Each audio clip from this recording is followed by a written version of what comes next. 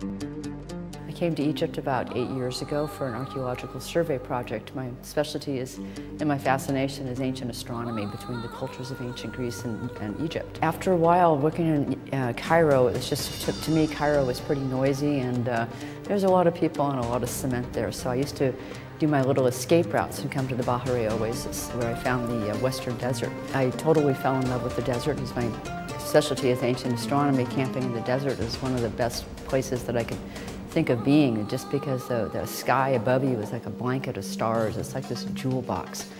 And you know, to go out there and just to kind of renew my energy and refresh myself and enjoy the beauty of the desert was really fabulous. At that time I was writing at my PhD and it just didn't seem like I had enough to do, so I decided to build a hotel also.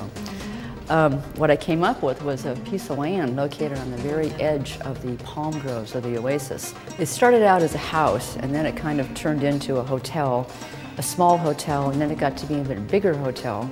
And then when the Nubian village went in on top, we decided that would be our really nice restaurant, high scale.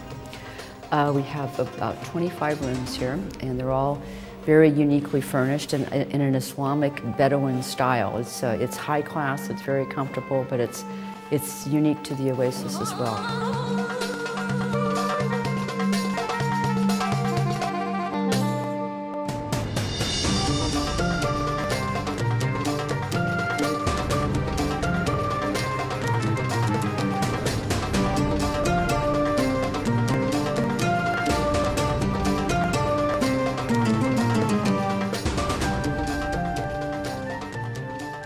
We have 2 bars, we have 2 restaurants, a beautiful veranda out here that looks into the palm garden.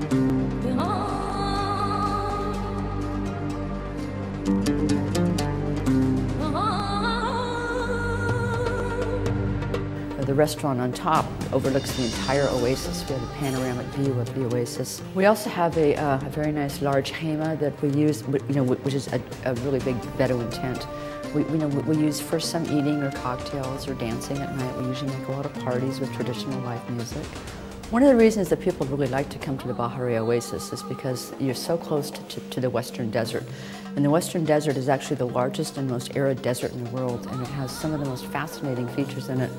One of the most important places that people love to go to is the White Desert, where you have 30 or 40-foot giant chalk inselbergs that kind of look like different types of animals. And then, of course, during the day, you have the exciting thing of racing up and down these rolling sand dunes between these huge white cliffs and going on these exciting adventures every day. You know, having lunch wherever you want. You kind of feel like you're a real nomad. The other places we like to take you to is there's still a lot of temples and Roman or ancient Egyptian temples that remain in the desert that nobody ever goes to. So with these safaris, you have the opportunity to see a whole town complex. You'll see a fortress, houses, aqueduct systems, and also tombs still tucked away in the mountains. So you have the opportunity to see ancient Egypt as it once really was, and it's not surrounded or picked over by a tourist. So it's kind of like being an early European explorer. We have the same kind of camp setups too. In the desert we have great food, the cooking is great, and just the evenings of live music, the drums and the flutes next to the campfire under the stars is really one of the most unique experiences of your life. Well, this is my 3rd stay at the Bedouin Castle. I was here in Egypt filming for a documentary film, and we hired Dr. Erin Nell as our guide throughout Egypt. She is filled with so much information. It was really incredible to travel throughout Egypt with her, as well as the knowledge that she holds as an archaeologist, that she knows everybody. She speaks the language, so she's very comfortable talking with people. She knows the traditions, she knows the culture, she understands the customs. And what I was really impressed with was how she handled our group as far as making sure that we got what we needed. And if we weren't getting what we needed, she fought for us. And traveling in a strange country, not knowing the customs and the cultures and the traditions, it's really great to have somebody that holds all that ability and all that knowledge. We traveled throughout the temples and we did the traditional tourist things that you do in Egypt, visiting Cairo, going down the Nile. But then coming out to the Oasis has been another experience, deepening our connection into Egypt, where it was like we became Egyptians.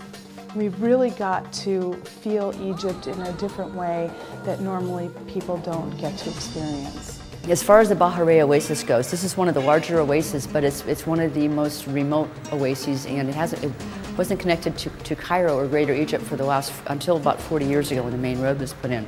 So life here, a lot of it still pretty much remains as it was for about the last 2,000 years.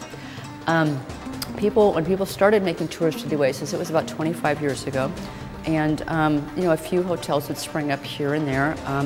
And there's actually quite a few hotels in the Oasis right now, but most of them are of the 1 or 2 star variety. So where you get the real great Bedouin experience, you know, your water may not be working properly, or electricity, things like that. At this hotel here, though, everything is modern, it's new, works properly, and you have the advantage of having balconies in every room, which most hotels here don't. And just the furnishings are clean, they're unique, and they're all handmade. So just by itself, it's a very comfortable, warm, inviting area to come and relax, whether you just want to come here for a weekend and not go to the desert, or come back from the desert and just mellow out here.